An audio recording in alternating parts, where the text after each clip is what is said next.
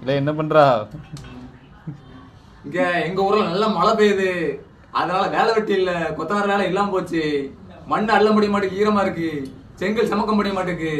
ஜல்லி பூரா தண்ணியில நனைஞ்சு சலசலன்னு கிடக்கு. ஒரு பில்டிங் பூரா தண்ணிக்குள்ள மிதக்கு. அதனால வேலை வெட்டி இல்லாதனால இங்க எனக்கு ஒரு வேலை தந்தாங்க. எனக்கு இந்த வேலை அனுபவம் இருக்கிறதுனால கார்பெண்டர் வேலைக்கு வந்துவிட்டேன். இங்க வந்து நிலச்செங்கல் செய்தாங்க, அந்த அளவு எடுத்து செஞ்சுக்கிட்டு இருக்கேன். அதாவது எல்லா தொழிலும் கத்து வச்சுக்கணும், அது எதுக்காட்டு உதவும். இந்த தொழிலையும் நீ நல்லபடியா பண்ண விடு, சரியா?